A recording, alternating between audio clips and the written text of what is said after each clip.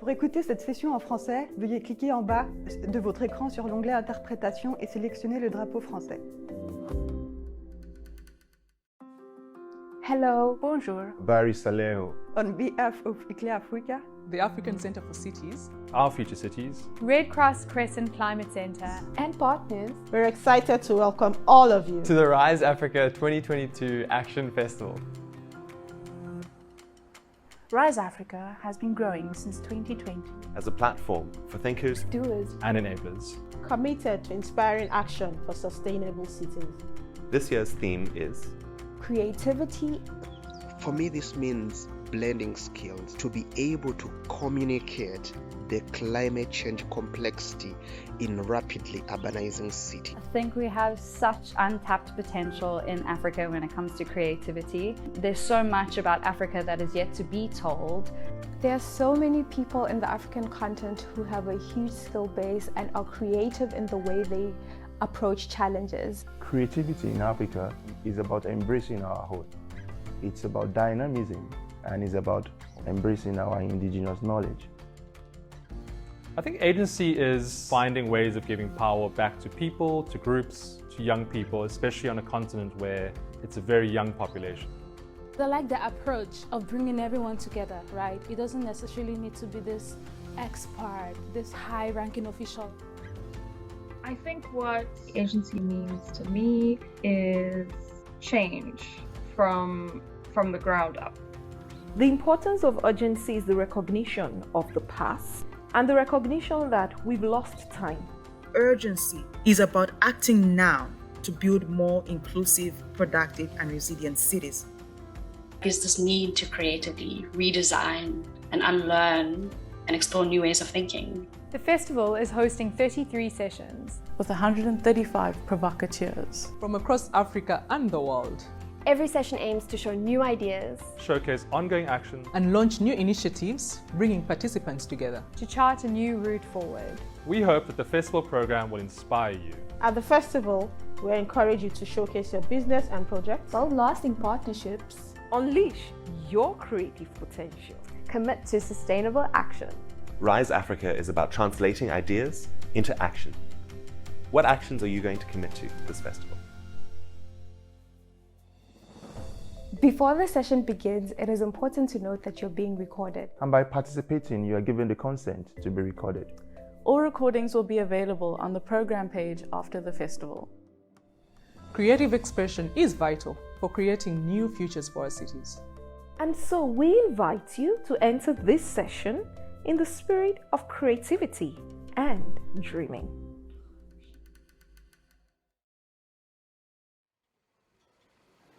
I don't expect you to clown yourselves and collapse the distance and difference between sharing bread and sharing bed. I know that feeling, so give me a break and stop the fake. They say a hungry man is an angry man, but I say I am not hungry, I am hunger. I am not angry, I am anger. I am not dangerous, I am danger. I am an abominable time bomb, able to blast limestones and thunderbolts because somehow I am torn, tried and tired. So you see, you don't have to hear the sound of my voice before you know that hunger is real, scarcity is not. So please, check the time. It's history time, passion time, meaning time, access time, free flow time, sharing time, bread time, your time, my time, our time. Now, oh, now is urgent time.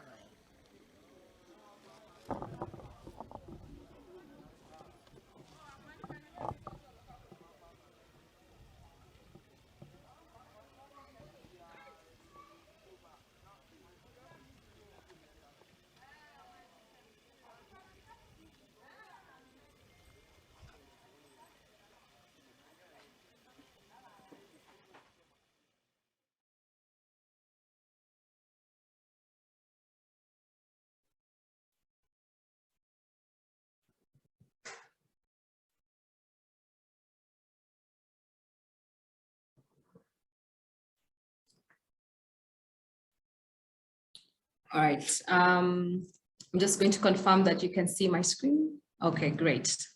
We can start off now. Again, a warm welcome to everybody from wherever you're dialing in, from whichever part of the world you're in. Today's session this afternoon, we're going to take you through the Sustainable Urban Economic Development Program.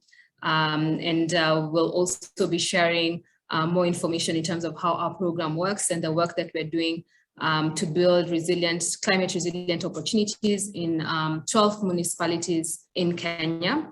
So we're dialing in from Nairobi, Kenya. And again, a warm welcome to everybody. So to start us off, I'm going to just give a little bit of detail about the session. So it's going to be a 1 hour, 45-minute session, and we will be looking at various facets of the SWADE program. And to start us off, I'm going to introduce myself and then our speakers. My name is Liz Mwange, and I'm the Investment and Value Chain Lead for the SWADE program. With me, next to me, we're in the office today is our acting team leader, Monica Mosekwe, and she's going to be going through the program overview.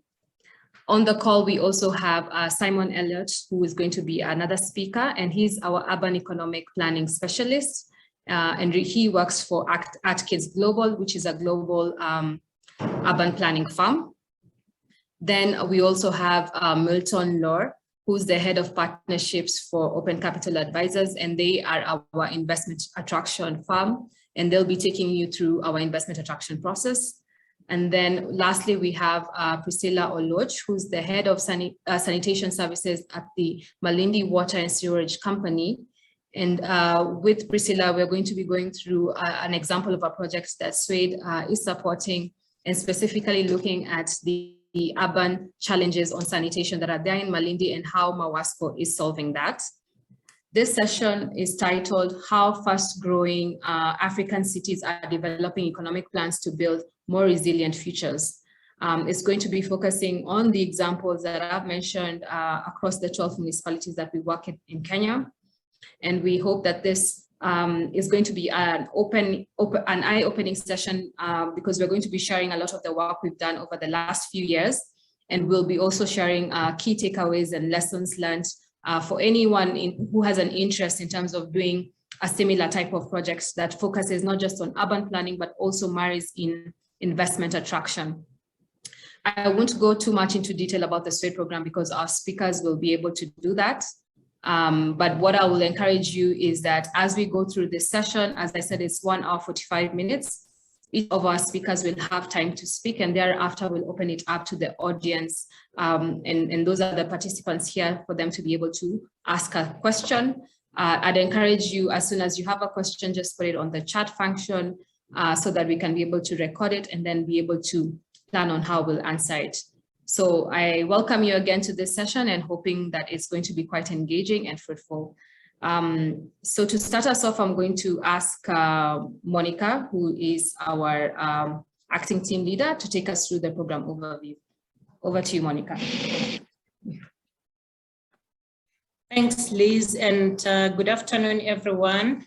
Greetings from Nairobi, Kenya, where we are implementing the Sustainable Urban Economic Development Program from.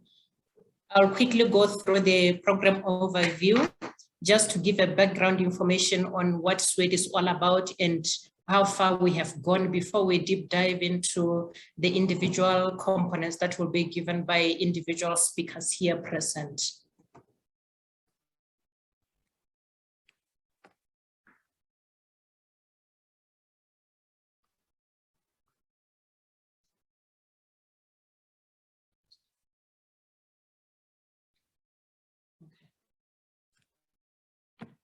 As already shared, SWADE program, or SWADE stands for Sustainable Urban Economic Development Program, and is a 70 million program supported by the UK government, and is a 6-year program. It started in September 2018 and is ending in March 2024.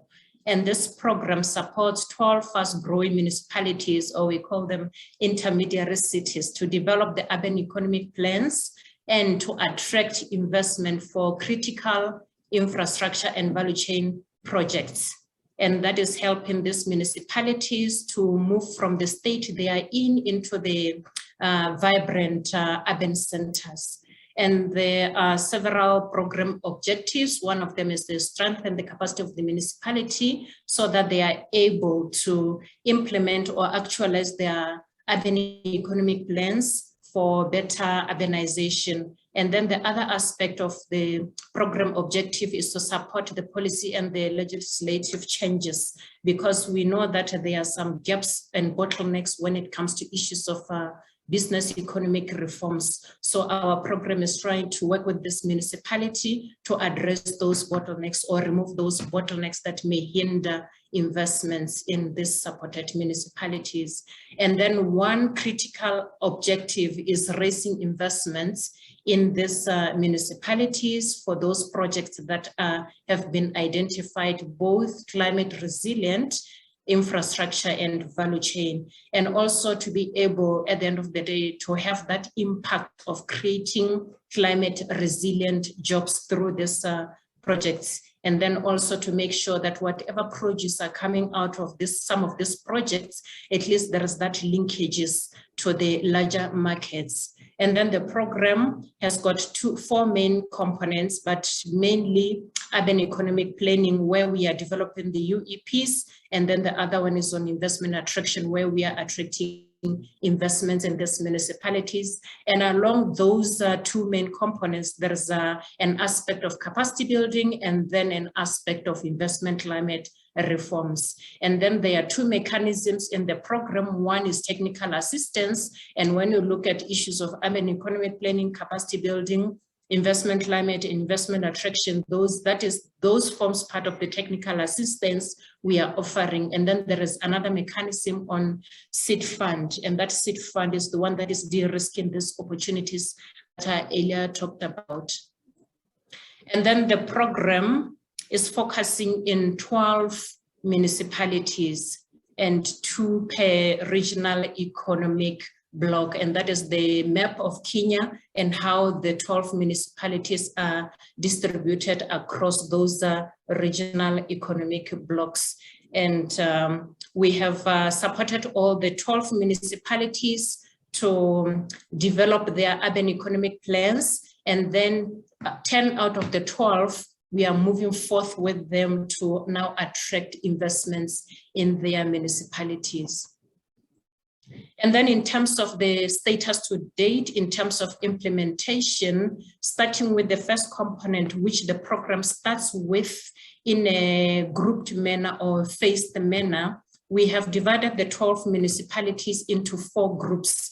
There is group 1, which is comprised of Isiolo and Malindi. And there we have already completed the urban economic plans for those 2 municipalities. And we have the board in those municipalities have adopted the UEPs.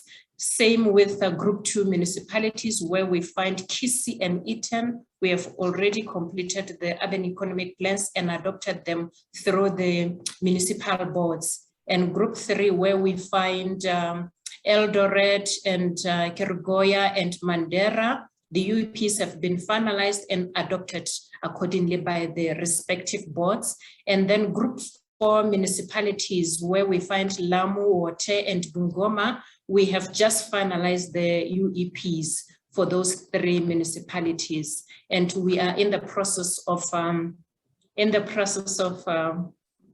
handing them over. In terms of investment attraction, we are, for the first group of municipalities, we are at a due diligence stage. And then the second group, we are at market sounding and transaction support. Group 3, we are at project screening, where we have to now select the projects that are going to be supported through the investment attraction. And then group 4, we are about to kick off the investment attraction in those municipalities. And when it comes to capacity building, we did conduct a capacity needs assessment, and it has been completed. It covered all the SWADE supported municipalities. And then we trained all the municipalities on financial management and revenue enhancement. And we have also delivered training on urban governance and leadership on the 5 municipalities. And we are about to roll it out to the remaining 5. And then there is that seed fund that I talked about already. We have disbursed some funding for 1 project, and 1 is in the pipeline. Thank you. All right. Thank you very much, Monica, for just giving us an overview about the SWADE program and taking us through the different components. It's important now for us to go and get a better understanding of how we do our urban economic planning and how this marries with the planning that is done at the municipalities. And I want to invite Simon Elliott, our urban planning specialist, to take us through his presentation, and thereafter we'll open it up for just a slight Q&A so that we can address any questions the audience may have. Over to you, Simon. Thank you, Liz.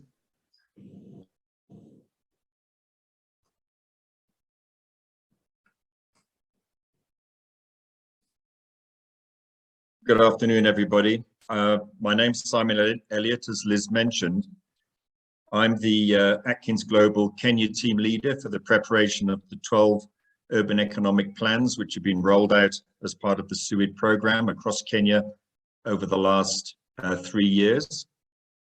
I'm going to take you through the planning process, what it involved, what are the key elements to the process, and also share with you some of the main outcomes, if you like, of some of the UEPs to give you a selection and a feel for where the UEPs start and how they finish in terms of delivering effective climate resilient urban economic growth within the municipalities. So very quickly, just so we're all on the same page, what is an urban economic plan? There's various interpretations and approaches, but in terms of our SUID program, it's very much a plan that's aimed at promoting economic growth and supporting urban development in a sustainable, inclusive way. And we do that through identifying and prioritizing a range of integrated projects. Now, how do we do this? It's done through an assessment of the current economic and infrastructure status of the municipalities. It's a key diagnostic to understand the functioning of the economy within the municipal area and how it links into the broader region and into the national economy as well. We then identify and start to prepare what we call the value addition or value chain projects for economic development and investment in the future. We start to prioritize what we consider to be the key climate resilient infrastructure that will be put in place to support both the value chain projects, but also to enable the municipality to respond to the challenges it currently has in terms of urban growth, the rural and urban migration that's taking place. We then start to identify some of the capacity building areas that are required within the municipality so they can deliver. And ultimately, we're looking at enabling investment attraction and funding opportunities, which will be covered in the next part of the session. It's all about financial sustainability, creating capacity for the municipality to deliver through revenue generation, making further improvements to its urban infrastructure, and moving forward and managing well beyond when the project and program finishes. The development phases are very much centered around 4 core areas. There's an initial phase, which is really about going out, meeting all the stakeholder communities and engaging with them, doing site visits, meeting the main role players across all of the various sectors of society within the municipality itself. We then prepare a substantive diagnostics report, which identifies the economics and demographics of the municipality itself and where it sits within the regional structure and within the economic block structure from an economic and demographic perspective. We do a infrastructure and transportation gap analysis to look at what's there at the moment, what's good, what needs to be improved, and where the gaps are that we can start to introduce further climate resilient infrastructure. And we do an environmental and climate change risk profiling to ensure that we capture the current challenges and also plan for the future. That's all coalesced into a SWOT analysis where we identify the key threats to the main economic sectors, and we start to identify where are the barriers to growth and where are the opportunities of growth going forward. That's pulled together into a technical report whereby we set out the principles of the final UEP. We look at evaluating and prioritizing the value chain opportunities that have been identified in a parallel stream of economic assessment from our value chain experts. And we identify, well, what are the climate resilient green infrastructure opportunities that are required to enable the value chains, but also, as I say, to enable the municipality to respond to its current and its future projected climate risks. Ultimately, the UEP itself, it sets out a vision. It looks at the key economic sector action plans that are required to take the municipality forward. We develop what we call a development framework and identify the final climate resilient infrastructure to be implemented to support the anchor projects, whether they be infrastructure orientated or value chain opportunities.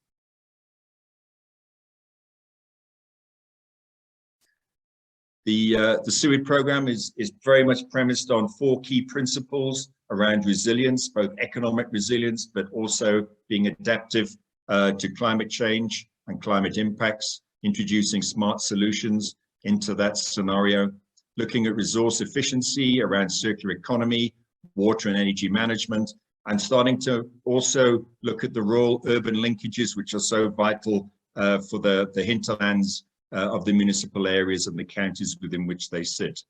We've got a very strong social inclusivity element as well that's carried throughout the program. This is very much premised around identifying vulnerable groups, special interest groups, and taking them along on the journey and including them in all of the proposals going forward. And then finally, we're looking at sustainability, low carbon development in all our proposals, looking at green energy and green infrastructure as our solutions to climate resilience. Climate change considerations, therefore, apply in terms of resilience, identifying the future shocks through our climate risk assessment to identify how we can plan and improve the reliability of the current service provision within the municipality, increasing its asset life and protect its assets that it currently has, and those of its communities in terms of both their lives and their livelihoods. We look at resource efficiency and the impacts of climate change in order to reduce and manage the natural resources that are being utilized within the municipality, and move towards zero waste and introducing circular economy processes wherever we can in order to ensure zero waste.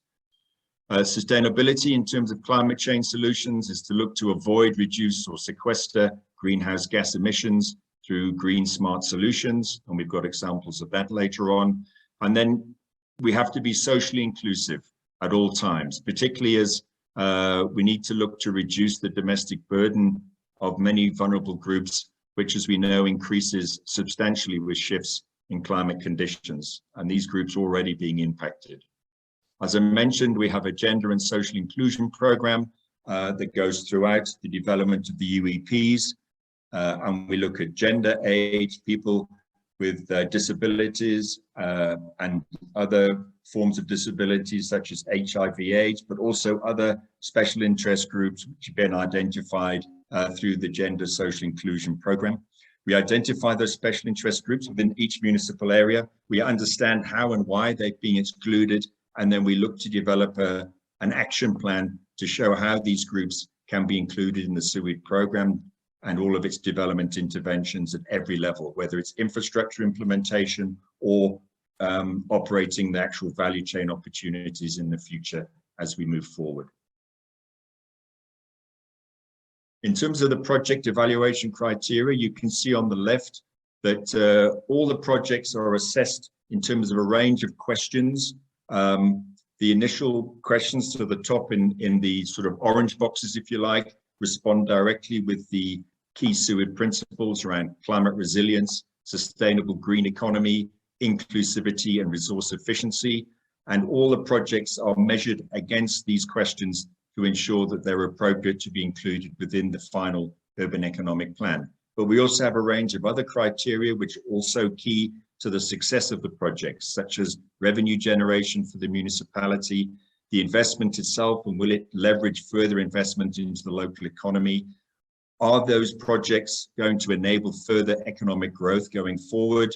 Are they responding to current urbanization challenges? And again, are they going to set the municipality up for being able to manage and respond to the climate change challenges of urbanization going forward? And then we look to introduce best practice wherever we can. The final urban economic plan also has a strong spatial element as well. I'm sharing with you here an example of how that might look like in one of the towns that we prepared a UEP, and it's very much identifying the focused areas that we believe are integral to the future economic development and success of the town itself. And in this particular case, the focus areas where, as you can see, focus area 1 was the town center itself. And there's a range of interventions and projects identified and numbered within that area to enable urban growth and economic development to take place and to start to encourage further investment.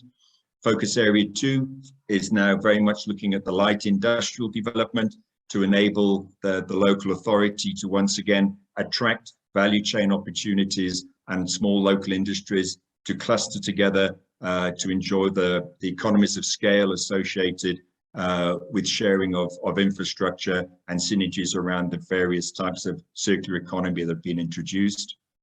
And finally, we have the blue-green as well, which is very much opening up open space and introducing some naturally based solutions into the green zone, if you like, allowing for public realm development, but also remediation of waterways and so forth, which are vitally important to enable the cleaning of not only the environment and the pollutants within the water, but also opening it up for public use and travel.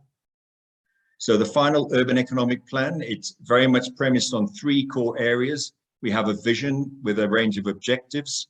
We then have the economic sector action plans, which look at the broader economic sectors that are currently required for the success of the municipality going forward. And with those emerge the value chain projects. And then we have the development framework, as I've just shared with you in terms of the spatial arrangement of where those projects might be and how they're linked. And also we identify the priority infrastructure projects to enable the future urban growth of the town or the municipality, along with the potential value chain opportunities. So what I'm going to share with you now are some of the outcomes, if you like, of some of the urban economic plans that we've prepared. This one is for E10. For those of you that may not be familiar with Kenya, E10 is in the northwest of the country. It's known as the home of champions. It's the high altitude town that sits on an escarpment and is very popular with international runners who come in for the training seasons. And a lot of Olympic international runners come and Olympic teams come to E10 to train for Olympics and European championships and so on and so forth. So in terms of the key economic vision that was developed, it was very much around being the home of champions and leveraging off that international situation that they currently have, but also identifying its green character and its strong agricultural economy. It's got various sectors within its agricultural economy that has the potential for future development. The economic plan then has 2 diverse action plans, one around its tourism component and the other around diversifying it away from tourism and the home of champions ethos and allowing it to also develop its agricultural base, supporting it with agri-processing, retail trade. And then again, in terms of the development framework, we then have a broader look at identifying where the climate resilient and inclusive infrastructure priorities might be, which is very much premised around the town centre, some industrial zoning, the Camerini elite sports hub, and then some municipality-wide interventions to the green economy. So a selection of the projects to come out of E10, just to give you an idea, these are very much premised on the urban infrastructure responses to climate change and climate risk, but also enabling the local economy to develop further. We have the sports hub, which is the international training sports hub, an academy for local and international runners with a full range of facilities to support them, including accommodation. We then went into the CBD itself because E10 has a very strong retail and trade component, being sort of the main town within the county. So we looked at CBD upgrading and a transportation hub, which are heavily impacted currently by weather shocks in terms of extreme weather, flooding, heavy rainfall, which causes a lot of damage to infrastructure. So we started to into the nature-based solutions into that in terms of sustainable urban drainage and also managing. And then we identified an industrial cluster within which to locate the proposed value chains themselves. Now, another example I want to share with you is the Kissy UE. This is now very, very different from E10. E10 has a population of 15 to 20,000 people. Kissy has a population in excess of 220,000 people, but it's a relatively planned town. One of the other key elements to come out of the UEP is the value chain opportunities. And I'm sharing with you here the 6 priority opportunities that were identified as part of the UEP, having done a deep dive into the various economic sectors, particularly around agriculture, livestock, and agri-processing. The key value chain opportunities are around bananas, avocado, juice bottling from its range of various fruits and vegetables that are produced in Kissy, and also milk processing in dairy as well.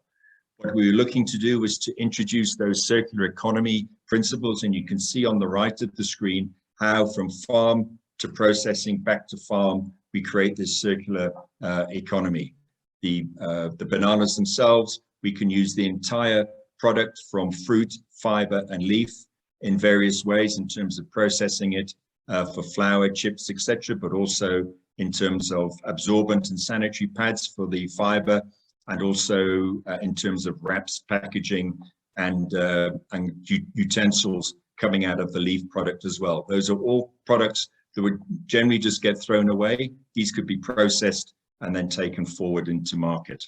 And then some urban infrastructure interventions were also identified in Kissy. As I mentioned, it was a relatively unplanned town, but with a large population. So we identified there was significant congestion within the CBD. So we identified a logistics cluster to remove a lot of the heavy goods vehicles and that logistics activity out of the CBD, just to place it in an effective area just north of the CBD.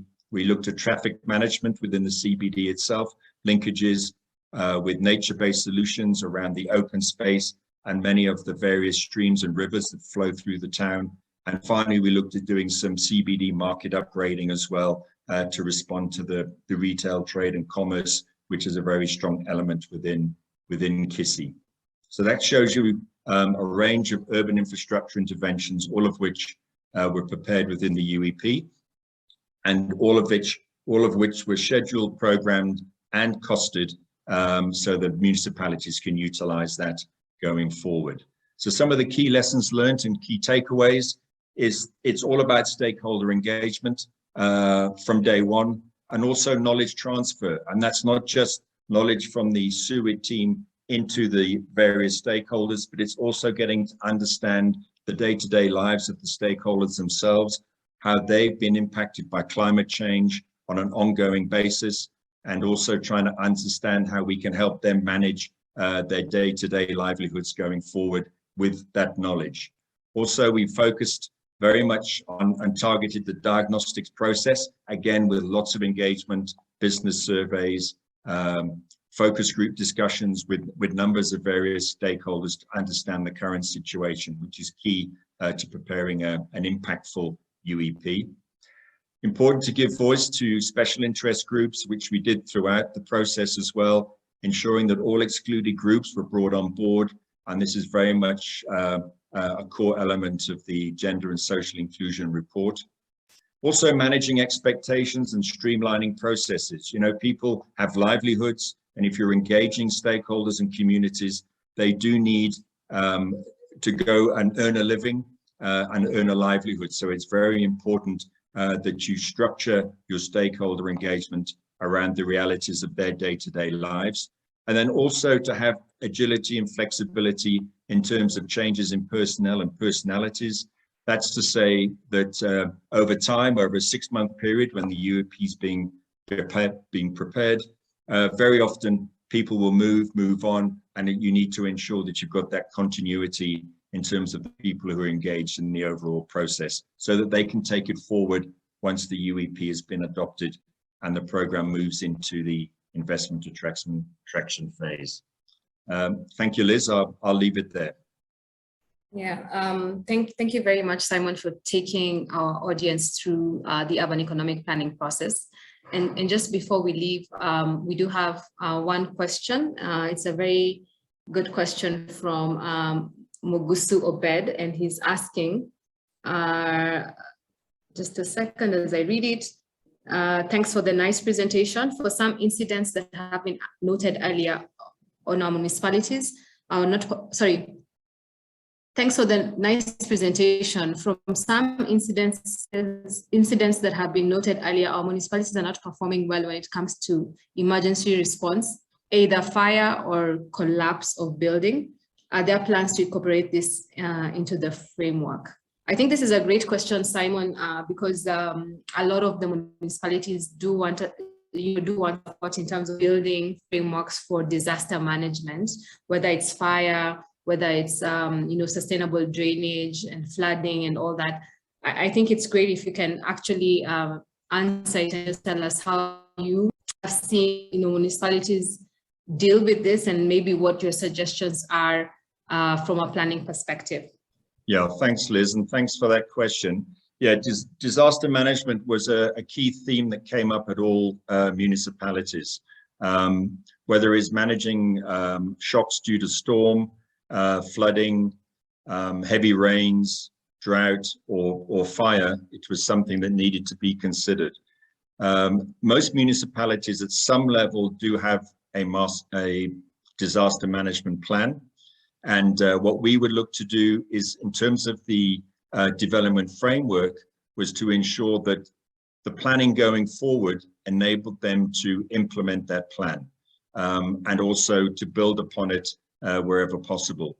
So, for example, in Kisii, we had a situation where they required access to many of their more informal areas. And so we identified road linkages that needed to be upgraded. And that doesn't necessarily mean putting a macadam road in, but it did mean putting a weather-proofed Marram road with proper sustainable urban drainage along the road to ensure that it would remain open during times of flood and heavy rainfall, so that vehicles, security vehicles, and other vehicles could get into those particular areas. So it did form part of the development framework process to ensure that that critical infrastructure was put in place in the right places to enable that assistance to get to where it needed to be as soon as possible. Yeah, thank you for that, Simon. We'll go quickly to the second question by Membo Changula. And they're saying, I like how you're focusing on economic inclusivity with the structuring of economic activities in the UEP. To what extent has there been success in integrating or incorporating the informal economy, particularly related to illegal activity?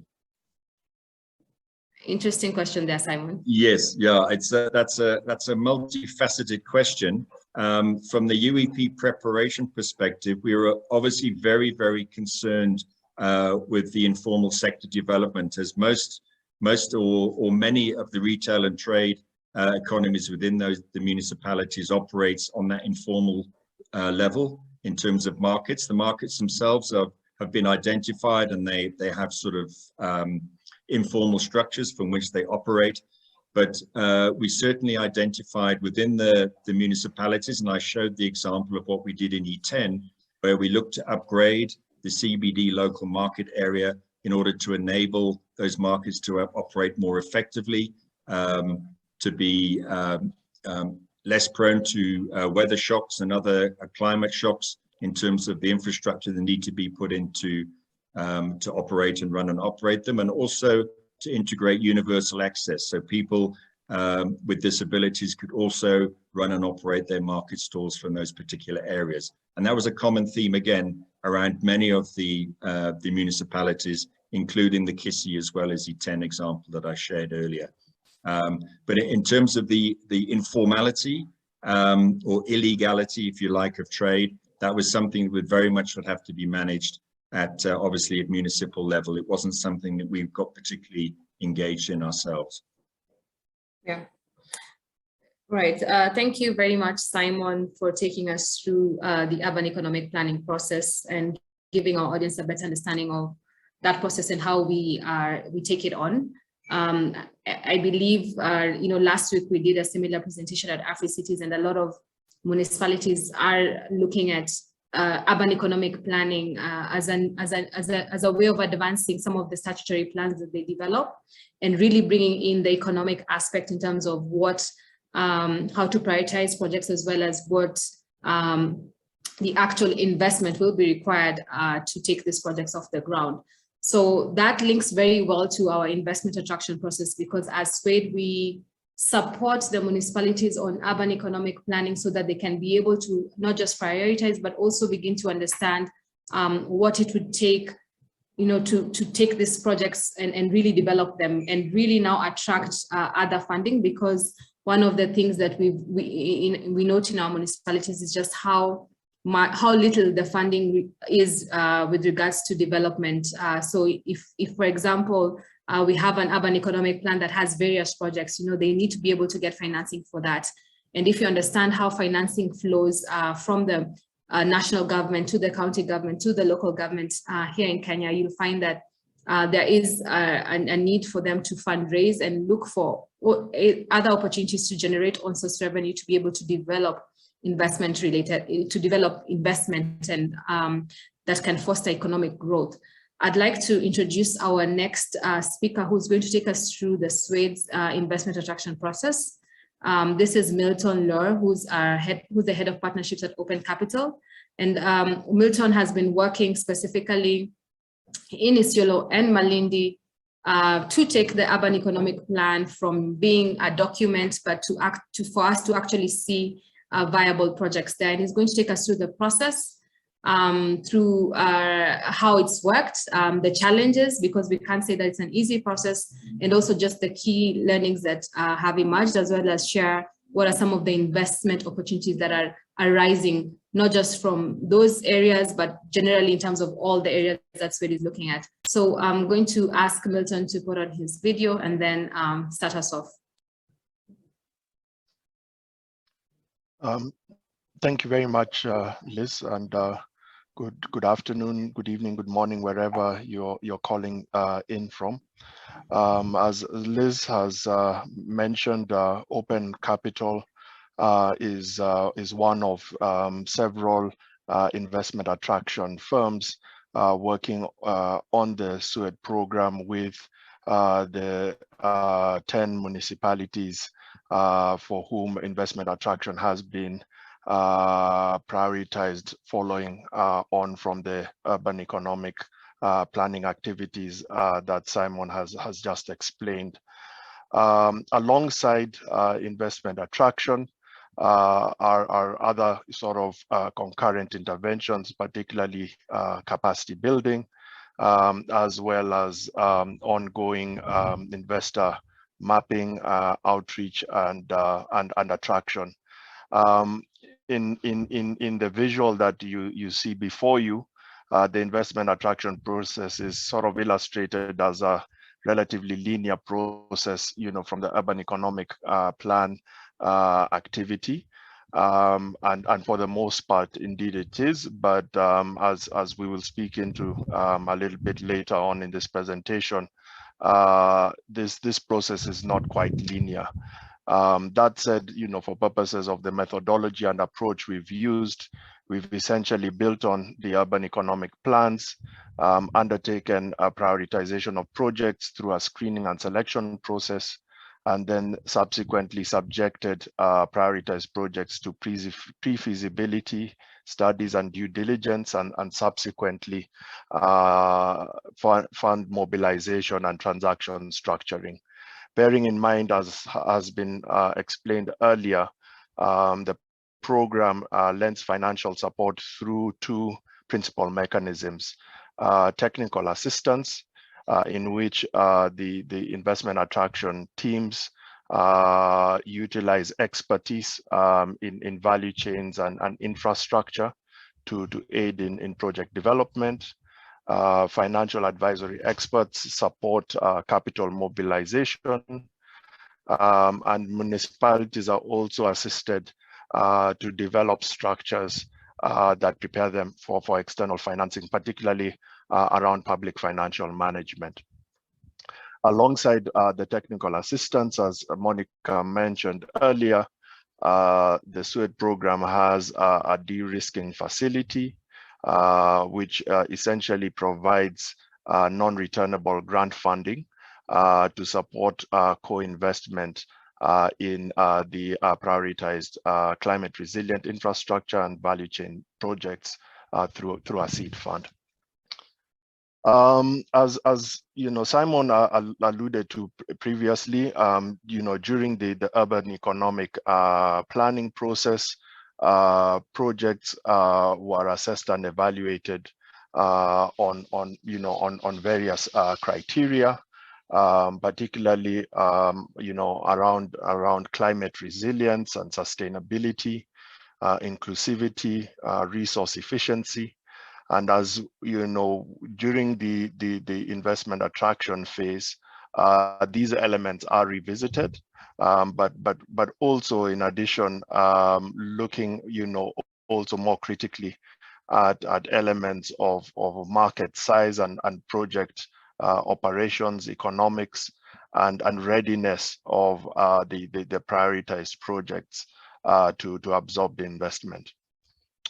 Taking the examples of Isiolo and Malindi, where Open Capital has been working on investment attraction, after the urban economic planning process in each of these municipalities, based on a project screening and selection process that evaluated multiple value chains and also different options for climate resilient infrastructure. In Isiolo, from a value chain standpoint, meat processing linked to the livestock value chain was prioritized, also based on existing activities led by the local county government to develop an abattoir. And so the value chain project prioritized here was downstream meat processing from that facility. Additionally, in relation to climate resilient infrastructure, waste management and more particularly solid waste management was also prioritized, and additionally, as was alluded to before, sustainable urban drainage, bearing in mind that Isiolo lies downstream north of Mount Kenya and in the river path of the Masunyiro River. In Malindi, sewage processing, which will be further explained by Priscilla after me, was prioritized from a climate resilience standpoint, and in particular looking at adding value to waste, as well as post-harvest processing of fruit, as well as marine fisheries.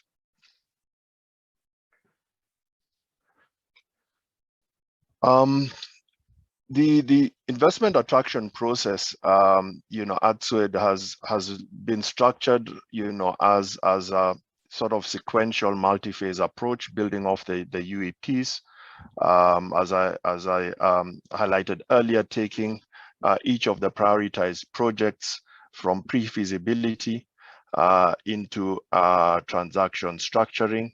And alongside that, undertaking aspects of market sounding and transaction support, as the projects are then further developed and ultimately taken into financial close, bearing in mind that these projects lend themselves to investment from different sources. Our investor outreach has targeted not just private investors, but also public ones, and depending on the project mix and sponsorship, need to then be packaged and presented accordingly. In the case of Isiolo and Malindi, as has been alluded to before, these have gone through pre-feasibility studies and are now at various stages of market engagement. In some cases, investors and operators have already been identified with ongoing transactional discussions occurring. In other cases, either operators or investors are still being identified. And I'll speak a bit more about the learnings that we've had from some of this, but needless to say, this process is one that takes probably a lot more time and effort than one would hope for initially. In Kisi and D10, which also have advanced beyond the urban economic planning, we also have similar progress being made with projects being at various stages of operator and fund identification. In the sort of the next set of municipalities, the Eldoret, Keregware, Mandera, as well as Bungoma, Wote, and Bungoma, Wote, and Lamu. Projects have been identified as part of the urban economic planning process. And for each urban economic plan and for the projects that have been presented there, there have been indicative investment requirements indicated for the different ranges of value chain and climate infrastructure, climate resilient infrastructure.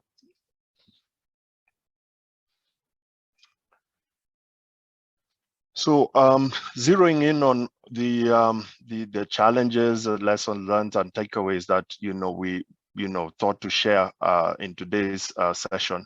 Firstly, a key success factor in relation to stakeholder engagement really involves leveraging of existing relationships and identifying project champions, not just from the municipalities themselves, but also within the context of operators and investors. Looking at some of the experiences we've had in terms of building and securing buy-in. One can expect from initiatives such as these not to necessarily have similar perspective on the same opportunities.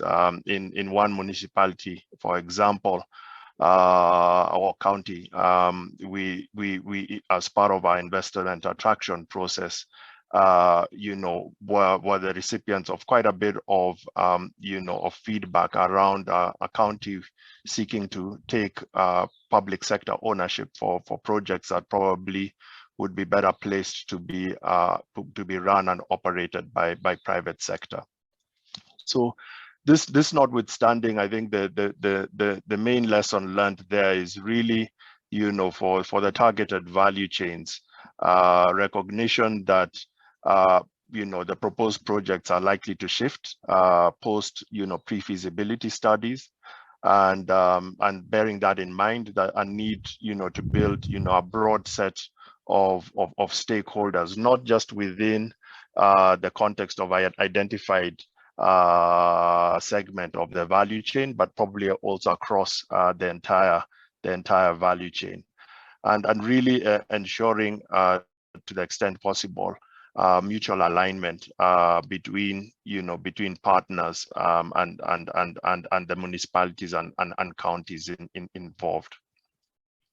In terms of key takeaways, quite a bit of our early investment attraction occurred during COVID, and in particular, this had an effect on the level of interpersonal engagement that we could have, not just on the municipality side, but also with prospective investors and operators. We certainly have received most interest and gained more significant traction in instances where we've been able to have in-person interaction, and obviously keeping in mind that virtual interaction is certainly our new norm. But this certainly is an area to bear in mind. A lot of the projects that that we worked on basically could probably have done with a little bit more project definition prior to the conducting of feasibility assessments. And speaking from the experience that we had with the initial projects through which we took to pre-feasibility, I think recognition that we are probably dealing with a lot of diamonds in the rough that could do with a little bit more polish prior to market sounding, transaction support, as well as feasibility assessment. And some of these lessons have already been taken into account with the follow-on pre-feasibility and market sounding being done by our peer investment attraction advisors. And so SUED as a program allows for elements of real-time learning and recalibration in terms of process and methodology. And this is certainly evident, particularly in relation to the approach that we've been taking post pre-feasibility studies and downstream market sounding and transaction support. And then lastly, but by no means least, the projects that we've prioritized under SUED have basically I guess from where we stood or sat, felt that the real hurdle before us was attracting investors, but for the most part, not just for value chain projects, but also infrastructure initiatives, attracting qualified business operators has probably just been as big a hurdle as that of drawing in capital. And in part because quite a number of the intermediary cities that we work with generally don't lend themselves well to galvanizing interest from established market operators and players. In part, this is one of the things that the SUED Seed Fund seeks to address in terms of being able to de-risk as well as provide some element of a sweetener towards drawing in investor and operator interest. But what we've certainly learned from our investor and operator attraction process, that it's generally been much easier to do so for the value chain projects than for infrastructure projects, which are generally more inclined to attract or draw interest from development finance institutions, albeit if those projects are structured with relatively large ticket and investment sizes.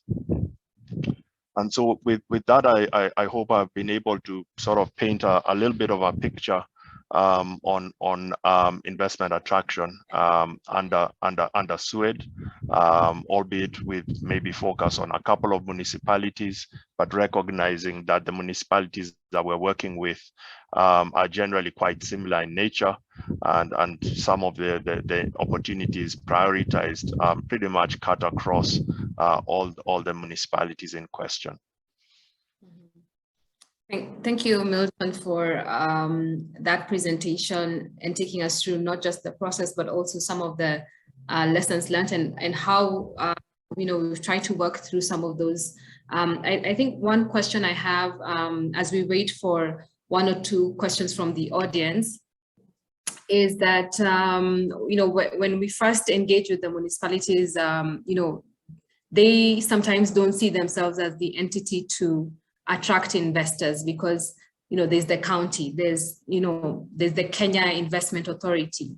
So I just wanted you to touch on the work you've done on capacity building the municipalities, and because at the end of the day, yes, it's always easier. It will always be easier to find private sector to work with and to support value chain projects, but the bigger investment and the harder work comes with really looking at the public entity, and where there's low capacity, really trying to build them to a certain level, just because we know at the end of the day, that's where there's going to be much more impact if we're looking not just at the entity itself being able to raise additional funding, but also being able to deliver on major infrastructure projects. So I wanted you to touch on a little bit on the capacity side as you wait to get one or two questions from the audience. Thanks, Liz. I think in terms of the capacity building that we and strengthening that we've been able to do within the context of investment attraction, I think this has certainly been a mix. I think for the most part, what we've worked on doing is providing experiential opportunities to learn from real conversations, as well as feedback. Taking the example of the AfriCities summit that happened took place last week, being able to have municipal officials accompany us for conversations that involve either potential funders of projects, whether those projects are projects that municipality or county led, or whether the projects might be private sector led, and really hearing from the market in terms of market perceptions, realities, questions, provides I guess an aspect of reality that is better than than theoretical conversation. And so I think that aspect is one that we've done and are hoping to do a lot more of, because we feel that that also provides opportunity for the municipal back integrated into evolving policy, into evolving strategy, and also enabling environment improvement.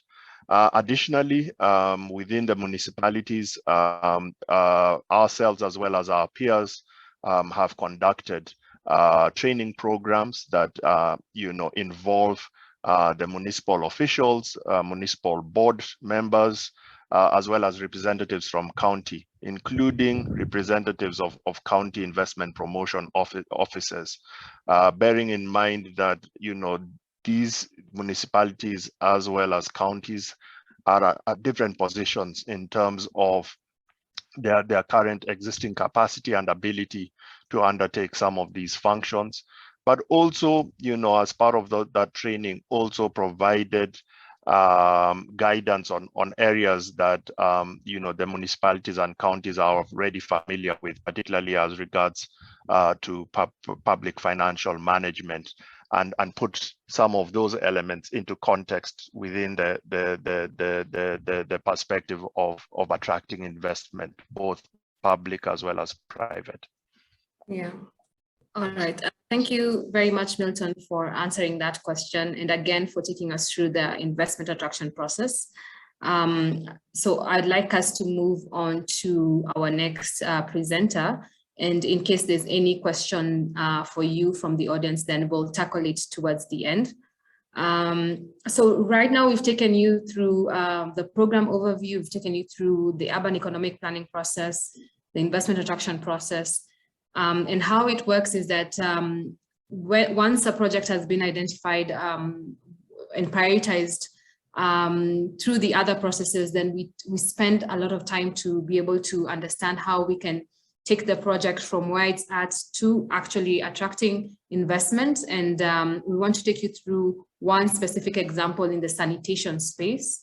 And this is a project that is being led and implemented by the Malindi Water and Sewerage Company.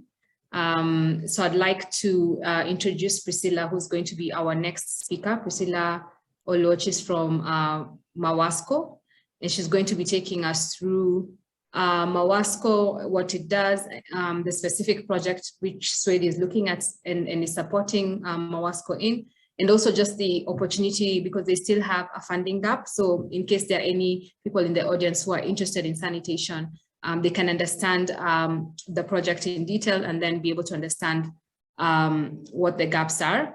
And for Swede, this is an example of a project where we've supported on not just on project development. We looked at a waste to value component for this project, which was an add-on to a fecal sludge facility. But we've also looked at what are the existing gaps that the entity Mawasco still has, and how we can be able to tackle them as part of our de-risk funding. So I'm going to hand it over to Priscilla, who's our last speaker for the day, to take us through an active example of a project that Swede is supporting, so that we can be able to understand that. And then afterwards, we'll have the last Q&A session, and thereafter we'll have the wrap up. Over to you, Priscilla. Thank you very much, Liz. Good afternoon, good morning to everyone, wherever you are. As Liz has just said, my name is Priscilla Oluoch, and I lead the sanitation services in Malindi Water, a very new component. All in the past, we've been dealing with water service provision, and the mandate to provide sanitation services has been domiciled in the public health. And recently, the Ministry of Water took up the responsibility, and as such, it was passed over to the WSPs where I work for. So I'll be sharing with you our sanitation journey, which has not been very long. We started our journey actually just recently, in the last 2-3 years. If you could go to the next slide. We started with, first of all, knowing where is our baseline, where are we, what are our challenges. If someone would come asking us, where are you in sanitation, that is where we began. And we did the sheet flow diagram that I'll just take you through. The population that we serve in our area of operations is about 600 people, with about 333,000 in the city, in the urban cities, and we have two major cities of Malindi and Watamu. Malindi Water is one of the companies in the Kilifi County. Basically, we are located in the coastal side part of Kenya. And we realized that about 1% of the population rely on off-site sanitation, and basically this is just the hotels. The ones who are able to do the recycling and, ensure that fecal sludge is safely managed across the entire service chain. About 24% is the septic tanks that are properly lined, where the contamination cannot happen because they're properly done. But unfortunately, we do not have a disposal site. So in as much as it's properly contained, the fecal sludge is properly contained in the septic tanks, in the end, when it is emptied, it is taken to an open area, which is lots of disinfection, a lot of contamination to the environment, and about 5% open defecation, and also quite a lot that is not safely managed. Most of the pits are not lined, and even some of the waste that is taken, is emptied from the pits. It is not taken to the dumping site. It is just the community will just dig another pit next to the existing one and empty there. So we decided to conduct a citywide inclusive sanitation planning program to provide for these sanitation services in our city. Next. So what we did, We came up with about 3 major goals in our plan, and we did this with support from our other partners whom we are working with, and I would wish to mention Sanitation and WhatsApp, who worked with us in this journey together with the county government. And we came up with about 3 major goals. And the first one being, to ensure that we achieve equitable and financially sustainable access to safely managed sanitation for all. In the past, we had done a wastewater master plan, which was supposed to cover, I'll show you later on, which is supposed to cover about 35%, safely access to sanitation services. But what we did is that we realized this may be a long-term dream that may not be achieved soon. So we decided, can we focus on on-site sanitation? The second goal was to ensure clarity in mandates and market Malindi as the cleanest coastal town. In the past, it has been voted the cleanest town in Kenya. But you realize that, as I said earlier, sanitation services were not, the work of the water companies. So we still require to clarify who does what, the public health, what they do, and what are we expected to do, what does a municipality do, whose role, who does what. And then finally, the third goal is to create jobs and build local capacities to have a thriving sanitation economy. By putting up the infrastructure that we require, how are we able to stimulate, the economy of the town? And we came up with a $95 million USD dollar plan, and cutting across the 3 phases: short-term, medium-term, and long-term. And we came up with clear action plans, and we launched this in the December 2020. The photo there shows the launching program, where we did it together alongside our strategic plan. And we came up with just basic metrics just to help us monitor how we are moving. For example, if we are at 30%, by 2025 we should be at 50%. If it is open defecation, it's at 5%. By 2025, at least we get to 4%. Of course, in 2040, we desire to get to 0%. If it is about, what kind of percentage of waste is safely managed, we are at 1%. We would desire to get to around 40% by 2040. So these basic metrics were just supposed to guide us to be able to move the sanitation space correctly. Next, please. So this slide just shows how the journey has been evolving and the momentum how we've been gaining, into this space. 2017 is when we did the wastewater master plan, which has not got funding yet. 2018 we started with basic, building toilets. This is under a Bill and Melinda Gates Foundation program, which was being run by the Water Sector Trust Fund. It was called Upscaling Basic Sanitation for the Urban Poor, where we did about 500 toilets. Of course, knowing very well we don't have anywhere to empty these toilets and they are full. We also did some 2 ablution blocks in schools. And then 2019, as I said earlier, we did the plan. 2020, we started looking at how do we anchor, our plan, the SWISP into the strategic plan, so that we start looking for funding. And we sought funding under a project that I'll be talking later on. It's called Transform Project. It's an innovative project, Transform, and funded by the Unilever, that we are currently implementing. We also engaged now SWED into the journey, where they supported us in analyzing the waste to value plant, and also together we developed a detailed pre-feasibility study, which I'm going to share with you later on. So when we did this, when SWED supported us in analyzing the waste to value and also the pre-feasibility study, there was quite a lot of interest, and we had to redesign whatever had been allocated earlier under the WSTP project, is the World Bank Water and Sanitation Development Program, which was basically more aligned into the water. And just about, sorry, I forgot to put a figure for construction sludge drying beds, about 1.2 million USD. Initially, what had been allocated, total funding that had been allocated is about 2.5 million USD. And what was it supposed to do? To do about 10 ablution blocks, to do some sludge drying beds and procure a vacuum truck. But when we were able to convince, and when we did the plan and we were able to do some good designs assisted by Sanivation Stantec, we were able to convince the World Bank that we don't need the sludge drying beds, but we require a complete fecal sludge treatment facility together with a waste to value plant. And that is why you can see the funding now went about 3 to 4 fold, and it moved from 2.5 to 9.8. And this is what I'm going to be talking about later in detail. So how did SWED support us and to structure the project and to go through, to assess the project?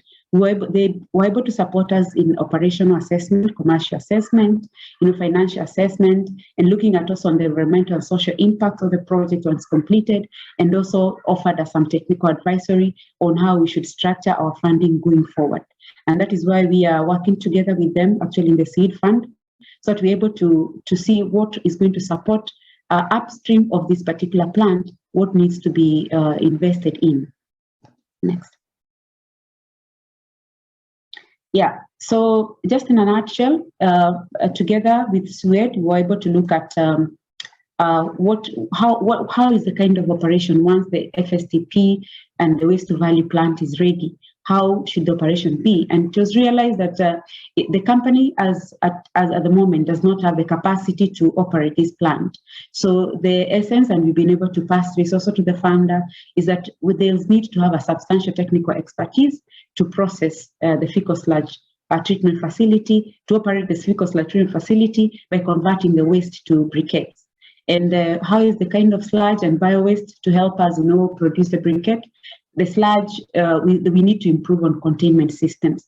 Later on in the Transform project, the Unilever project, I'll be able to show you some of the challenges that we've been encountering in the containment. And also, we're supposed to improve on safe emptying and disposal. We realize that in the past, what we've been having is the manual pit emptiers. We've been working under no coordination and no regulation, and they've been hiding. And actually, even to talk to them and find out who is doing this business was so difficult. But in the Transform project, we were able to talk to them, and we came up with about 46 to 50 manual pit emptiers who came up, and they were like, kindly trainers, we would like to work with you, we would like to see what is required. So there's the business is there. And the kind of bio-waste that is required, we were learning from the sanivation plant in Naivasha where they use sawdust. But here we are lucky, we've got some cocoa peat that we can be using. So the project was also able to show what kind of the quantity and the quality of bio-waste that is supposed to be required. And then for the demand, there's a demand for the briquettes. Of course, we realize that the sanivation plant has been bringing a lot of briquettes in the coast area, mainly for the boilers. For example, the Pwani oil, they busy a lot of this. So this is an area. Also, we have got the cement manufacturers, we've got the salt manufacturers. There's an area, there's a demand for this. And construction, we were able to put a contractor in place, and I'm so happy today that we were able to hand over the site to the contractor so that he can be able to commence on the 2nd of June, so that we're able to have the plant in place. So looking at the environmental and social impact, how is this project going to impact? One, on improvement on sanitation services.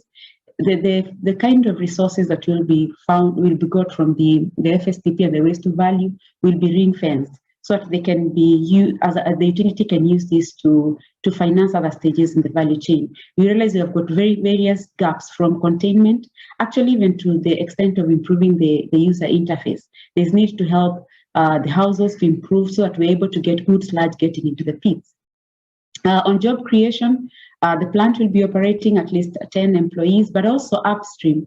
There's a lot of upstream, the entire sanitation service chain. There's a lot of increase in jobs opportunities. Because, for example, like now what we're doing, you can see the photos there, we're empowering the manual pit emptier so they're able to operate the business, as an enterprise.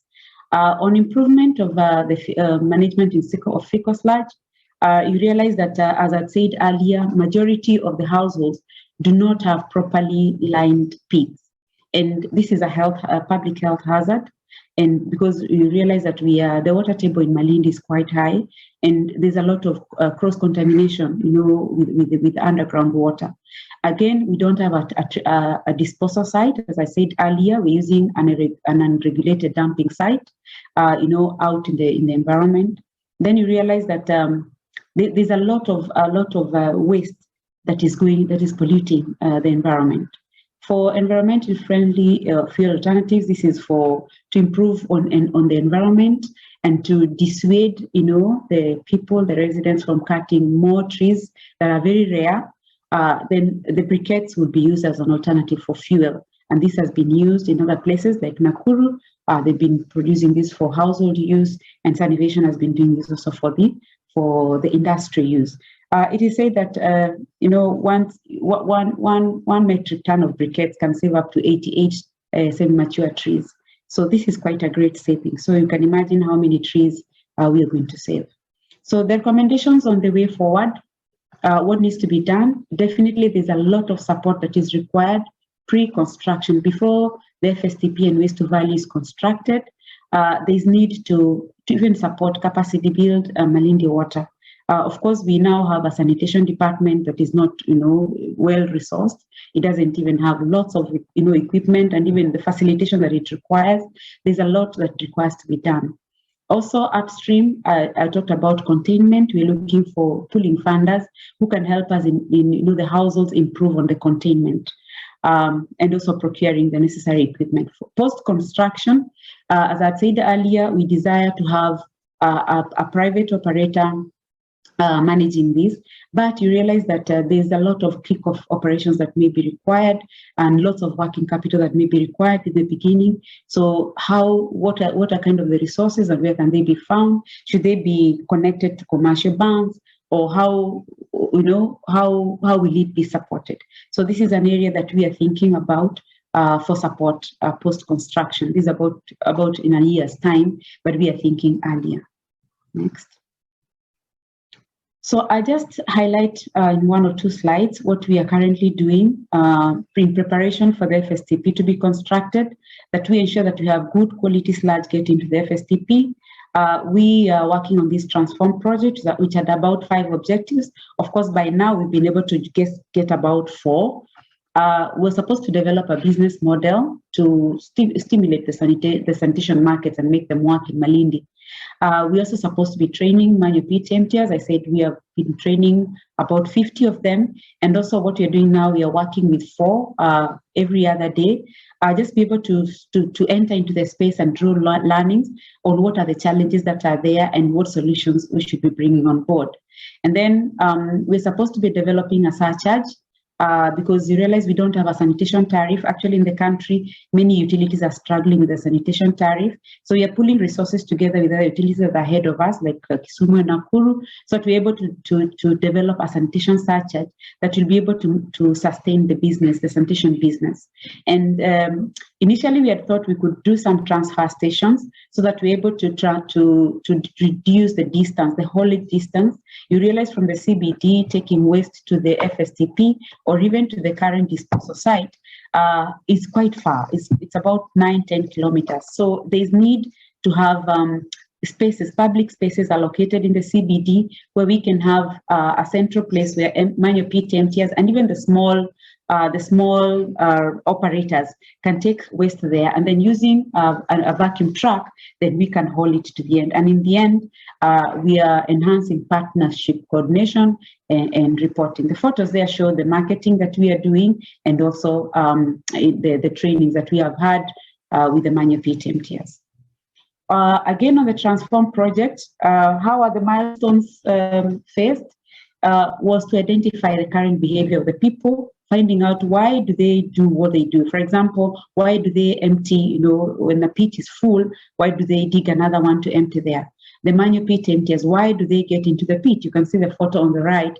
The manual pit emptiers, the kind of behavior that we are trying to dissuade, where they get into the pit without clothes, halfly dressed, without any form of PPE, emptying these at night. This was a very heartbreaking session that I attended. This pit emptying was being done at night, and actually an accident even occurred. One of the manual pitches was seared. So these are the things we are trying to see, what solutions are there, and then progressively we were able to design prototypes and test them. The far on the left corner is prototyping ideas, like what kind of solutions are there for transportation that we can use. And then for the third milestone was to justify the lead concepts recommended for the intervene stage and launch the services. We were able to launch the services 2 months ago, and you can see the photo down here on the right-hand side, the bottom corner. You can see the service now that is being done, professionalized emptying, and we are now marketing this, that we are able to offer professionalized emptying being done during the day with some professional MPEs, properly dressed and, doing it in the correct way with no smell and everything else. And also we are documenting lessons and hoping to look forward for scale up. And this is what we're looking to scale up in another project that is coming under the seed funding under the SUED. So what are we doing? There's a lot that requires to be done. So we are currently pooling partner support and crowding in partners, basically to come up with a technical advisory committee that will be able to ignite on other investments. And these partners are able to connect us to other funders out there. And then the TSC can also oversee implementation of the proposed FSTP and any other interventions that are being done upstream. And the TSC will also be, having key stakeholders, the government, the regulator, Ministry of Water and Sanitation, and the county government, and anyone else that is can be able to help us. So this is what we are looking at, and we have been working with the SUED. At this photo here, you can see the SUED team here at OCA, and we had very many partners that we called last month, basically to help us take us through the sanitation journey and where we are next. So what achievements are there? Quite a number. I won't highlight all of them. We just talk about 2, 3. Is that we've been able to address the treatment needs. We know where the challenges are. We know what gaps are there. We know what is required, and we've been able to address indiscriminate fecal sludge dumping by using these manual-pit entries. And we've been able to take them through the standard operating procedures that we developed, that they're able to to do the business correctly. We've been engaging landlords. The photo there shows the generators of waste. Landlords, and asking them what kind of service would they require, should we be able to start this service. And they've been giving us a lot of insights, and actually have been giving us lots of empty leads that so-and-so may not afford. Actually, they have also been advising us on what kind of pricing that we can adopt. So we are now driving sanitation markets through demand creation and marketing of the sanitation services, so that we're able to generate adequate sludge that will be treated downstream.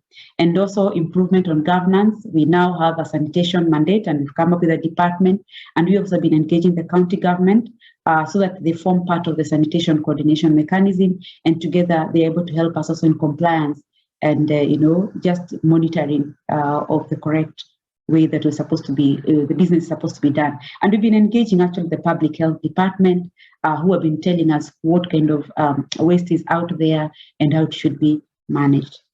So going forward, we've drawn a sanitation program, how we're looking at it, cutting across, from containment, waste collection, and waste treatment, cutting across where we began in 2017 with a forecast of up to 2025. So any funder coming in, then we're able to place them within this map. In containment, can we have a funder supporting in construction of new containment improvement, maybe even design of low cost, toilets that the low income area can also use. In waste collection, how do we manage that we ensure that we have good waste collection as we wait for the wastewater, the seaward sanitation? What are we able to already invest in for waste collection and transportation, and eventually for waste treatment? I've just talked about the FSTP. So we are currently in discussion with SUED on upscaling the project. Upscaling the project we have had under Transform, so that we are currently scoping a project basically that is informed by the lessons that we have been drawn from the project that we are currently undertaking, and also looking forward at the World Bank aspiration of PPP arrangements for management of fecal sludge, to ensure that we have this scaling, so that we have waste collection that properly mainstream into our operations.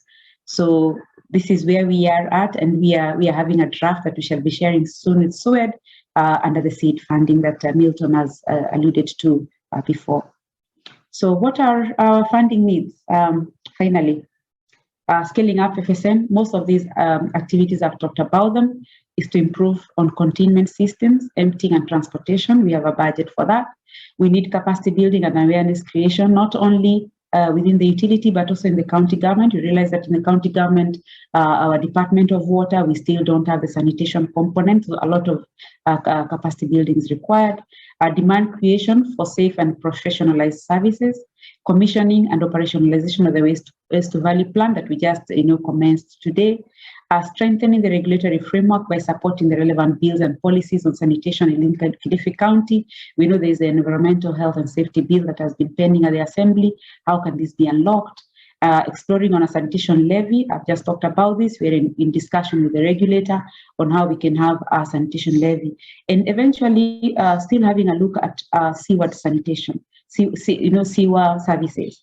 We have the wastewater master plan that has been talking about establishment of a sewerage system together with the wastewater plant for the two cities, that is Malindi and Watamu, with costs clearly there, indicated. So a lot is still yet to be done, in as much as we are still doing a lot.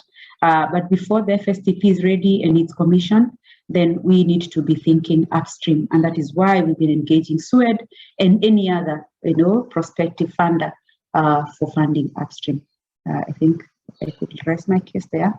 Thank you very much. Thank you.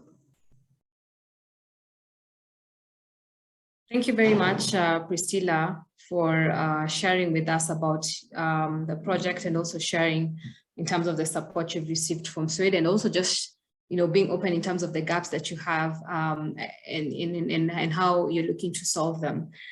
I think the first question I have as we wait for the audience to ask any questions they may have is to understand, because you did mention about the fact that the water table in Malindi is low, and the fact, and from a climate change perspective, we know that the levels of the sea will be rising. I wanted to understand from how you're dealing with that issue specifically. I know you've talked about specific laws, is there support from, national government on this, and how to ensure that the water bodies are not contaminated?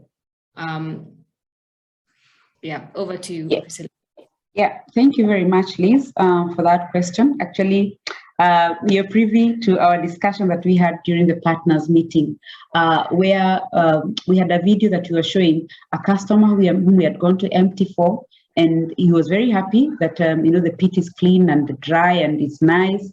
And then the following day, the pit was already full of water. So where was this water coming from? You could see it's a kind of tides, when the sea level rises, then the water table having been so high, then the pit was full.